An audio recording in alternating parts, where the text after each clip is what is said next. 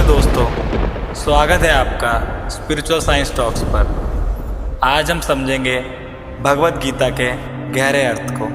यह सिर्फ एक ग्रंथ नहीं बल्कि एक साइंस ऑफ लाइफ है, जिसे अगर समझा जाए तो ज़िंदगी बदल सकती है। तो जुड़िएगा हमारे साथ इस आध्यात्मिक और साइंटिफिक जर्नी पर और मिलकर समझते हैं गीता के रहस्यों को एक नए नज़रिए से। श्रीमद् भगवत गीता में 18 अध्याय हैं और जिनमें 700 श्लोक हैं। भूमिका: श्रीमद् भगवत गीता असल में महाभारत की भीष्म पर्व नामक किताब का एक छोटा सा हिस्सा है, लेकिन ये कोई साधारण कहानी नहीं है। इसे सभी शास्त्रों का सार माना गया है। माना जाता है कि गीता कम से कम 5000 साल पुरानी है। मुख्य विषय: गीता में 3 मुख्य बातें सिखाई गई हैं: भक्ति यानी डिवोशन, ज्ञान यानी नॉलेज और कर्म यानी एक्शन। और गीता में इन तीनों चीज़ों पर जोर दिया गया है। समता और जीव की गति: गीता की सबसे खास बात है समता यानी इक्वालिटी। यह सिखाती है कि इंसान, जानवर और सभी जीवों को एक जैसा देखना चाहिए। गीता बताती है कि इंसान जिस तरह के कर्म करेगा उसे वैसा ही फल मिलेगा। यही सामान्य गति है यानी जनरल डेस्टिनी। यह खंड इंसानों की गति यानी डेस्टिनी और आफ्टर लाइफ पर भी बात करता है, जो उनके कर्मों के हिसाब से उत्तम, मध्यम और कनिष्ठ यानी गुड, मीडियम और बैड 3 तरह की होती है। पहला अध्याय: अर्जुन विषाद योग्य। यह अध्याय श्री कृष्ण भगवान ने अर्जुन को निमित्त बनाकर समस्त विश्व को जो महान उपदेश दिया उसकी शुरुआत है। यह अध्याय मुख्य रूप से अर्जुन के मोह और विषाद का वर्णन है। यह विषाद उनके बंधुनाश की आशंका से पैदा हुआ था, इसलिए इसका नाम अर्जुन विषाद योग्य रखा गया है। महाभारत के युद्ध के बारे में आप सब पहले से जानते ही होंगे। यह युद्ध क्यों शुरू हुआ, चलिए इसके पीछे के कुछ कारणों को जानते हैं। जलन और जुआ: पांडवों की शान और शौकत देखकर दुर्योधन को बहुत जलन हुई। उसने छल से जुआ खेलकर पांडवों का राजपाट छीन लिया। इस चाल से मैंने पांडवों का पूरा राज्य जीत लिया है। वे अब हमारे दास हैं।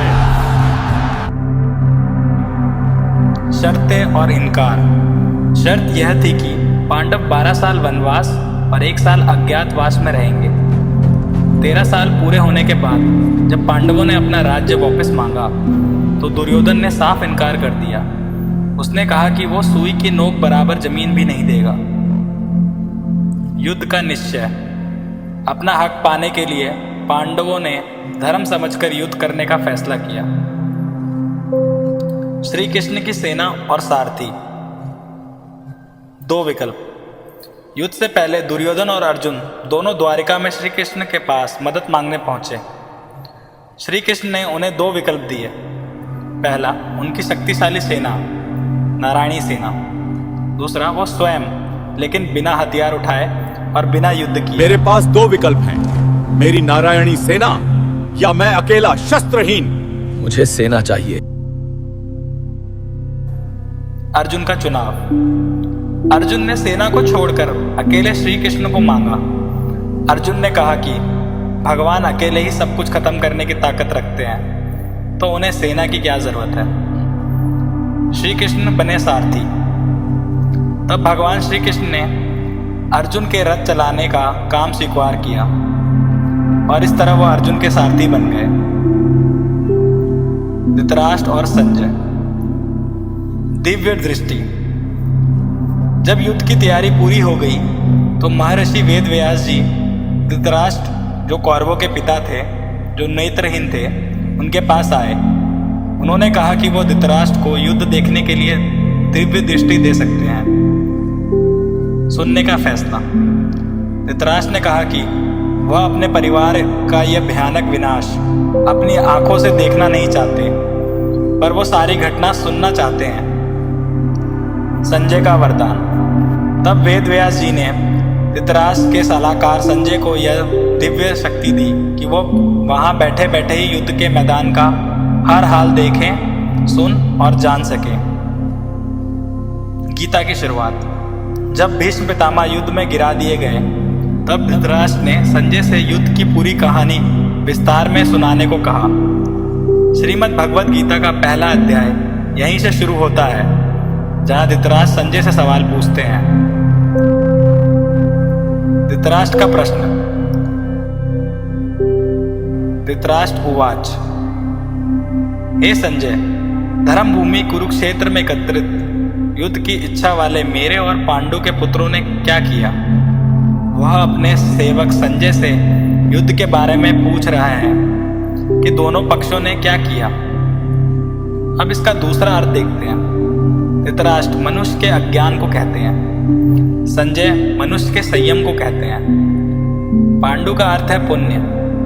मनुष्य के हृदय में जो पुण्यमयी जाति है वही पांडव है, और जो बुरी जाति है वो कौरव है। दोनों के बीच में युद्ध होता है। इस युद्ध का स्थल कुरुक्षेत्र है। कुरु का अर्थ कौरव से लिया गया है, यानी कि वह क्षेत्र जहाँ कौरव जैसी प्रवृत्ति युद्ध में भारी पड़े वही कुरुक्षेत्र है। और जब पांडव यानी पुण्यमयी प्रवृत्ति भारी पड़े तो धर्म क्षेत्र है। जब युद्ध होता है तो धृतराष्ट्र अर्थात अज्ञान अंधा होने के कारण संयम रूपी संजय से युद्ध को समझता है। इसलिए वो पूछता है कि हे संजय, इस धर्म क्षेत्र और कुरुक्षेत्र में युद्ध करने वाले मेरे और पांडु के पुत्रों ने क्या किया? श्लोक 2। यह श्लोक युद्ध के पहले होने वाली दुर्योधन की घबराहट और भय को दर्शाता है। संजय धृतराष्ट्र से बोले, उस समय युवराज दुर्योधन ने व्यूह रचना युक्त पांडवों की सेना को देखकर और द्रोणाचार्य के पास जाकर यह वचन कहा।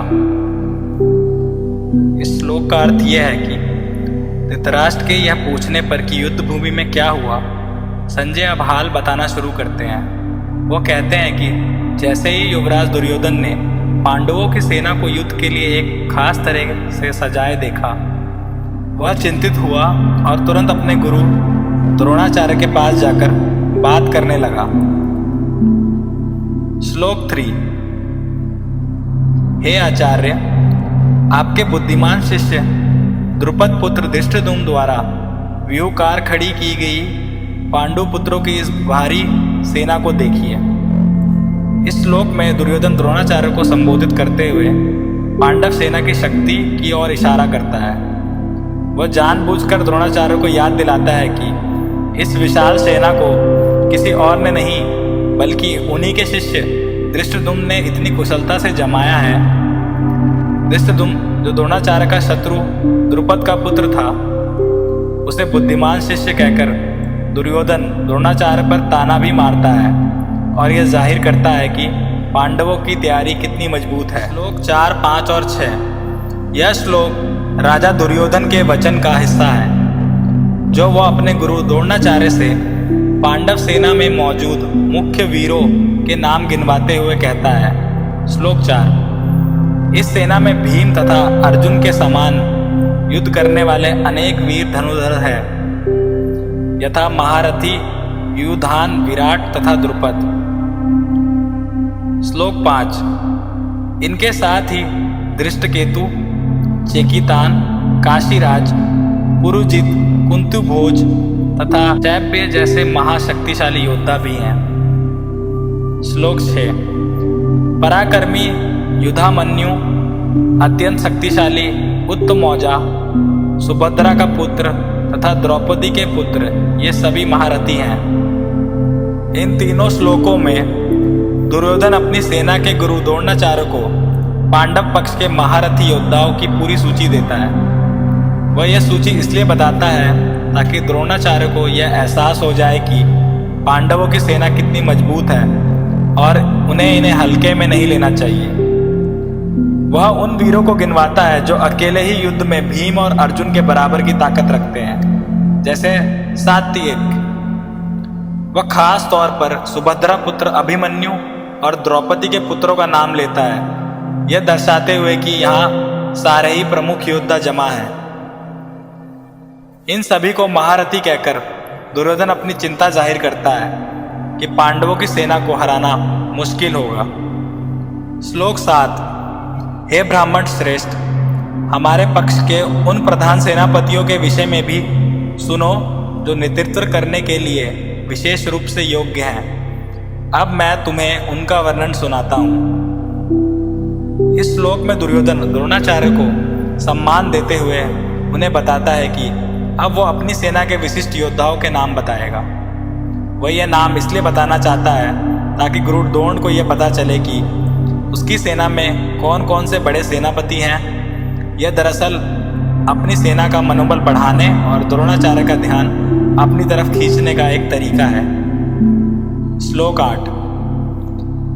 आप द्रोणाचार्य और पितामह भीष्म तथा कर्ण और संग्राम विजय कृपाचार्य तथा वैसे ही अश्वत्थामा, विकर्ण और सोमदत्त पुत्र भूरिश्रवा। इस श्लोक में दुर्योधन अपनी सेना के सबसे शक्तिशाली और महत्वपूर्ण योद्धाओं के नाम गिनवाता है। वह लिस्ट की शुरुआत खुद द्रोणाचार्य से करता है। फिर वो सबसे बड़े और सम्मानित योद्धा भीष्म पितामह का नाम लेता है। वह कर्ण और कृपाचार्य का नाम लेता है। अंत में वह अश्वत्थामा, विकर्ण और भूरिश्रवा उनका नाम लेता है। इन नामों को गिनाकर दुर्योधन द्रोणाचार्य को यह विश्वास दिलाना चाहता है कि उनकी सेना पांडवों की सेना से किसी भी प्रकार कमजोर नहीं है। श्लोक 9। यहाँ हमारे पक्ष में अनेक महायोद्धा ऐसे भी हैं जो मेरे लिए अपने जीवन का बलिदान करने के लिए तत्पर हैं। वो युद्ध कौशल में पूर्णतः निपुण और विविध प्रकार के शस्त्रों से सुसज्जित है। श्लोक 8 में मुख्य सेनापति का नाम लेने के बाद दुर्योधन इस श्लोक में बाकी सभी छोटे बड़े शूरवीर का उल्लेख करता है। वह जोर देता है कि ये सभी योद्धा केवल सैनिक नहीं बल्कि ये मेरे लिए अपना जीवन दांव पर लगाने को तैयार हैं। यह बात वो शायद द्रोणाचार्य को अपनी ओर से पूरी निष्ठा दिखाने के लिए कहता है। वह बताता है कि ये सभी सैनिक अनेक प्रकार के हथियारों से लैस हैं और युद्ध कला में अत्यंत चतुर हैं। यह श्लोक दुर्योधन की सेना की संख्या और विशेषज्ञता को दर्शाता है, जिससे वो अपनी सेना की ताकत को और मजबूत साबित कर सके। श्लोक 10। हमारी शक्ति असीमित है और हम सब महान सेना नायक भीष्म पितामह के नेतृत्व में पूरी तरह से संरक्षित हैं, जबकि पांडवों की सेना की शक्ति भीम द्वारा भली भांति रक्षित होने के पश्चात भी सीमित है। इस श्लोक में दुर्योधन अपनी सेना का मनोबल बढ़ाने और द्रोणाचार्य को प्रेरित करने के लिए कोशिश करता है, लेकिन साथ ही उसकी चिंता भी झलकती है। वह अपनी सेना को भीष्म पितामह जैसे महान योद्धा द्वारा सुरक्षित बताता है और इसलिए इसे अपर्याप्त घोषित करता है, यानी जिसकी शक्ति मापी ना जा सके या अजय। इसके विपरीत वह पांडवों की सेना को भीम द्वारा रचित बताता है और उसे पर्याप्त यानी सीमित या दुर्बल कहता है। श्लोक 11। इसलिए सब मोर्चों पर अपनी अपनी जगह स्थित रहते हुए आप लोग सभी निसंदेह भीष्म पितामह की ही सब ओर से रक्षा करेंगे। पिछले श्लोक में दुर्योधन ने कहा था कि उनकी सेना जो भीष्म द्वारा रचित है अजय है। इस श्लोक में वह अपने उस दावे की सुरक्षा सुनिश्चित करना चाहते हैं। श्लोक 12। कौरवों में वृद्ध बड़े प्रतापी पितामह भीष्म ने उस दुर्योधन के हृदय में हर्ष उत्पन्न करते हुए उच्च स्वर में सिंह की दहाड़ के समान गरजकर शंख बजाया। इस श्लोक में भीष्म पितामह युद्ध की शुरुआत का संकेत देते हैं और दुर्योधन के डर और संदेह को दूर करने की कोशिश करते हैं। भीष्म ने दुर्योधन को यह दिखाने के लिए शंख बजाया कि वह पूरी तरह से कौरवों के पक्ष में है और युद्ध लड़ने के वो तैयार है। इससे दुर्योधन का मनोबल बढ़ा। शक्ति प्रदर्शन। वह शंख बजाने से पहले सिंह की दहाड़ के समान जोर से गरजे। यह केवल एक आवाज नहीं थी बल्कि वह उनकी महानता और शक्ति का जबरदस्त प्रदर्शन था, जिससे शत्रु भयभीत हो जाए। इस तरह भीष्म ने न केवल युद्ध की घोषणा की बल्कि उन्होंने दुर्योधन की असुरक्षा को दूर करते हुए अपनी सेना का नेतृत्व भी संभाला। श्लोक 13। इसके पश्चात शंख और नगाड़े तथा ढोल, मृदंग और नरसिंगे आदि बाजे एक साथ ही बज उठे। उनका वह शब्द बड़ा भयंकर हुआ। यह श्लोक कौरव सेना में पितामह भीष्म के शंख बजाने के बाद हुए शोर और वातावरण का वर्णन था। पितामह भीष्म द्वारा शंख बजाए जाने के बाद पूरी कौरव सेना में उत्साह और जोश भर गया। विशाल शोर। इस श्लोक में बताया गया है कि भीष्म के संकेत के तुरंत बाद सेना के सभी बाजे, शंख, नगाड़े, ढोल, मृदंग और नरसिंगे एक साथ बज उठे। भयंकर ध्वनि।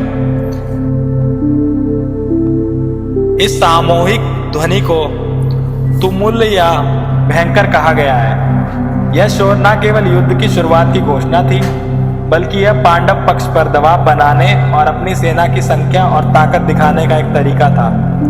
यह ध्वनि इतनी जोरदार थी कि उसने पूरे युद्ध के मैदान को एक भयंकर और भयानक शोर से भर दिया। श्लोक 14। इसके अंतर्तर सफेद घोड़ों से युक्त उत्तम रथ में बैठे हुए श्री कृष्ण महाराज और अर्जुन ने भी अलौकिक शंख बजाए। इस श्लोक का अर्थ यह है कि कौरव की सेना का भयंकर शोर सुनने के बाद पांडवों ने अपनी तरफ से उसका जवाब दिया। रथ का विवरण। श्लोक में अर्जुन और श्री कृष्ण के रथ का जिक्र है, जो सफेद घोड़ों से जुता हुआ और उत्तम है। यह उनकी शुद्धता और महानता को दिखाता है। प्रमुख योद्धा। रथ पर माधव श्री कृष्ण और पांडव अर्जुन विराजमान हैं। श्री कृष्ण यहाँ अर्जुन के सारथी बने हुए हैं। दिव्य शंख। उन दोनों ने जो शंख बजाए उन्हें दैव्य शंखों यानी अलौकिक शंख कहा गया है। इसका मतलब है कि उनकी ध्वनि साधारण नहीं है, बल्कि उनमें कोई दैव्य शक्ति थी। यह शंखनाद केवल एक घोषणा नहीं थी, बल्कि यह कौरव के शोर को चुनौती देने वाला पांडव पक्ष का आत्मविश्वास और दैव्य समर्थन का प्रतीक था। श्लोक 15। श्री कृष्ण महाराज ने पांचजनक नामक, अर्जुन ने देवदत्त नामक और भयानक कर्म वाले भीमसेन ने पौंद्र नामक महाशंख बजाया। यह श्लोक पांडव पक्ष के 3 सबसे प्रमुख योद्धाओं श्री कृष्ण, अर्जुन और भीमसेन द्वारा बजाए गए अलौकिक शंखों के नाम बताता है। पिछले श्लोक में श्री कृष्ण और अर्जुन के शंखनाद का जिक्र हुआ था। यह श्लोक उन शंखों के नाम बताता है जो साधारण नहीं बल्कि विशेष और प्रसिद्ध थे। श्री कृष्ण ने पांचजन्य शंख बजाया। धनंजय अर्जुन ने देवदत्त शंख बजाया। विकोदर भीमसेन ने पौंद्र नामक महाशंख बजाया। इस विशिष्ट शंखों की ध्वनि न केवल युद्ध की घोषणा की, बल्कि यह कौरव सेना को पांडवों की महान शक्ति, संकल्प और उत्साह का सीधा जवाब भी था, जिससे उन्हें यह एहसास हो गया कि उन्हें एक भयंकर चुनौती का सामना करना पड़ेगा। श्लोक 16। कुंती पुत्र राजा युधिष्ठिर ने अनंत विजय नामक और नकुल तथा सहदेव ने सुघोष और मणिपुष्पक नामक शंख बजाए। यह श्लोक पांडव पक्ष के अन्य प्रमुख योद्धाओं युवराज युधिष्ठिर, नकुल और सहदेव द्वारा बजाए गए शंखों के नाम बताता है। पिछले श्लोक में श्री कृष्ण, अर्जुन और भीम के शंखों का जिक्र हुआ था। इन श्लोकों में बाकी बचे हुए 3 मुख्य पांडवों के शंख के नाम बताए गए हैं, जो उनकी विशिष्टता को दर्शाते हैं। राजा युधिष्ठिर। धर्मराज युधिष्ठिर ने अनंत विजय नामक शंख बजाया। अनंत विजय का अर्थ है अनंत जीत, जो युद्ध में पांडवों के अंतिम संकल्प और सफलता की ओर इशारा करता है। नकुल। इन्होंने सुघोष नामक शंख बजाया। सुघोष का अर्थ है मधुर ध्वनि। सहदेव। इन्होंने मणिपुष्पक नामक शंख बजाया। मणिपुष्पक का अर्थ है एक मणि जैसा फूल। इन शंखों की आवाजों ने पिछले शंखनादों के साथ मिलकर कौरव सेना पर पांडवों की एकता और उनकी अदम्य इच्छा शक्ति का प्रभाव डाला। श्लोक 17। यह श्लोक पांडव सेना के उन अन्य प्रमुख योद्धाओं का उल्लेख करता है जिन्होंने युद्ध की घोषणा करते हुए अपने अपने शंख बजाए और श्रेष्ठ धनुष वाले काशीराज और महारथी शिखंडी एवं धृष्टद्युम्न तथा राजा विराट और अजय सात्यक। पिछले श्लोकों में पांडवों के सबसे मुख्य योद्धा श्री कृष्ण, अर्जुन, भीम, युधिष्ठिर, नकुल, सहदेव के शंखों का जिक्र हुआ था। यह श्लोक अन्य शक्तिशाली संयोगियों का नाम बताता है। वह यह दर्शाता है कि पांडवों को बहुत बड़े और काबिल योद्धाओं का समर्थन प्राप्त था। काशीराज, इन्हें परमेशवास कहा गया है, यानी श्रेष्ठ धनुष वाला। शिखंडी, यह एक महारथी थे। धृष्टद्युम्न, ये वही थे जिन्होंने पांडव सेना की व्यूह रचना तैयार की थी। राजा विराट, इनके राज्य में पांडवों ने अपना अज्ञातवास बिताया था। सात्विक, इन्हें अपराजित कहा गया है, जो उनकी बहादुरी और युद्ध कौशल को दर्शाता है। इन सभी वीरों ने एक साथ शंखनाद करके कौरव सेना को अपनी सामूहिक शक्ति और युद्ध के लिए दृढ़ संकल्प का संकेत दिया। श्लोक 18। राजा द्रुपद एवं द्रौपदी के 5 पुत्र और बड़ी भुजाओं वाले सुभद्रा पुत्र अभिमन्यु, इन सभी ने सब ओर से अलग अलग शंख बजाए। यह श्लोक पांडव सेना के उन बाकी बचे हुए प्रमुख योद्धाओं का वर्णन करता है जिन्होंने एक साथ शंखनाद किया, जिससे कौरव सेना को उनकी सामूहिक शक्ति का अंदाजा हो गया। पिछले श्लोकों में पांडवों के मुख्य वीरों का जिक्र हुआ था। यह श्लोक बचे हुए 3 महत्वपूर्ण योद्धाओं का नाम लेता है। राजा द्रुपद, द्रौपदी के पिता, जो द्रोणाचार्य के पुराने शत्रु थे। द्रौपदी के 5 पुत्र। इन युवा वीरों की उपस्थिति पांडवों के संकल्प और अगली पीढ़ी के समर्थन को दर्शाती है। सुभद्रा पुत्र अभिमन्यु, अर्जुन और सुभद्रा के पुत्र, जिन्हें महाबाहु कहा गया है, जो उनकी असाधारण शक्ति को दर्शाता है। संजय, जो धृतराष्ट्र को सुना रहे थे, ने जोर देकर कहा कि इन सभी ने पृथक पृथक यानी अलग अलग शंख बजाए। इस सामूहिक और लगातार हुए शंखनाद ने कौरवों को चेतावनी दी कि पांडवों की सेना न केवल शक्तिशाली है, बल्कि एकजुट होकर हर दिशा से चुनौती देने के लिए तैयार है। श्लोक 19। और उस भयानक शब्द ने आकाश और पृथ्वी को भी गुंजाते हुए धृतराष्ट्र के यानी आपके पक्ष वालों के हृदय वितरण कर दिए। यह श्लोक पांडवों के सामूहिक और दिव्य शंखनाद के परिणाम और कौरव सेना पर उसके प्रभाव का वर्णन करता है। पिछले 5 श्लोकों में श्री कृष्ण और पांडवों के विशिष्ट शंखों की आवाज का जिक्र हुआ था। यह श्लोक बताता है कि यह केवल एक साधारण शोर नहीं था। पांडवों के शंखों की ध्वनि इतनी भयानक थी कि इसने आकाश और पृथ्वी को भी गुंजा दिया। यह उनकी शक्ति और दैवीय समर्थन का प्रतीक था। सबसे महत्वपूर्ण यह है कि इस ध्वनि ने धृतराष्ट्र के पुत्रों यानी कौरवों के पक्ष वालों के हृदय विदृढ़ कर दिए। यह दिखाता है कि यह शोर उनके शरीर पर नहीं, बल्कि सीधे उनके मन और आत्मा पर प्रहार कर रहा था, जिससे वे भयभीत और उत्साहहीन हो गए। इस तरह संजय ने धृतराष्ट्र को स्पष्ट रूप से बता दिया कि पांडव सिर्फ युद्ध करने नहीं आए, बल्कि वह पूरी तरह से संकल्पित और शक्तिशाली हैं, और कौरवों को पहले ही अपनी हार का अंदाजा हो गया है। श्लोक 20। हे राजन, इसके बाद कपिध्वज अर्जुन ने मोर्चा बांधकर डटे हुए धृतराष्ट्र संबंधियों को देखकर उस शस्त्र चलाने की तैयारी के समय धनुष उठाकर श्री कृष्ण महाराज से वचन कहा। यह श्लोक पांडव सेना के शंखनाद के बाद की घटना को दर्शाता है। संजय राजा धृतराष्ट्र को बताता है कि अब अर्जुन ने क्या किया जब शस्त्र चलने का समय करीब आ गया था।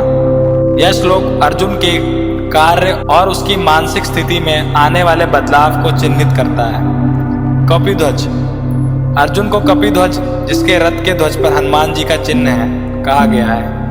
अवलोकन, अर्जुन ने अपने सामने युद्ध के लिए पूरी तरह से डटे हुए धृतराष्ट्र के पुत्रों और संबंधियों को देखा। तैयारी का क्षण, यह वह क्षण था जब शस्त्र चलने की तैयारी हो चुकी थी, यानी युद्ध बस शुरू होने ही वाला था। क्रिया, इस क्षण में अर्जुन ने धनुष उठा लिया और अपने सारथी श्री कृष्ण से कुछ कहा। यह श्लोक अगले श्लोक के लिए मंच तैयार करता है, जहां अर्जुन अपना पहला अनुरोध श्री कृष्ण से करेंगे। श्लोक 21। हे राजन, श्री कृष्ण महाराज से ये वचन कहा, हे अच्युत, मेरे रथ को दोनों सेनाओं के बीच में खड़ा कीजिए। यह श्लोक पिछले श्लोक में शुरू किए गए अर्जुन के वचन को पूरा करता है। इसमें वह अपने सारथी श्री कृष्ण से युद्ध के मैदान में अपने रथ को खड़ा करने का अनुरोध करता है। शस्त्र चलने से ठीक पहले अर्जुन अपने पहली और सबसे महत्वपूर्ण मांग श्री कृष्ण के सामने रखता है। अर्जुन की प्रार्थना। अर्जुन, जो अब तक उत्साह में था, अचानक रुक जाता है और श्री कृष्ण से विनती करता है कि वह रथ को युद्ध के लिए तैयार दोनों सेनाओं के ठीक बीच में खड़ा कर दे। अच्युत का संबोधन। अर्जुन श्री कृष्ण को अच्युत कहकर संबोधित करता है, जिसका अर्थ है जो कभी चुप ना हो। यह संबोधन इसलिए महत्वपूर्ण है क्योंकि अर्जुन को अभी भी श्री कृष्ण की शक्ति और उनके सारथी बनने के वचन पर पूरा विश्वास है। यह मांग ही आगे चलकर अर्जुन विषाद योग की नींव रखती है, क्योंकि दोनों सेनाओं के बीच में खड़े होकर अर्जुन अपने रिश्तेदारों को पहचानता है और युद्ध ना करने का फैसला लेता है। तो दोस्तों, ये थे कुछ ज्ञान के मोती भगवत गीता के पवित्र श्लोकों से। याद रखिए, गीता हमें सिर्फ जीने का तरीका नहीं बल्कि समझने और बदलने का दृष्टिकोण भी सिखाती है। अगर आपको ये वीडियो पसंद आया हो तो लाइक करें, शेयर करें और सब्सक्राइब करें स्पिरिचुअल साइंस टॉक्स को, ताकि हम मिलकर और गहराइयों से समझ सकें गीता के रहस्यों को। साइंस और स्पिरिचुअलिटी के संगम के साथ मिलते हैं नेक्स्ट वीडियो में एक नए अध्याय के साथ। जय श्री कृष्णा।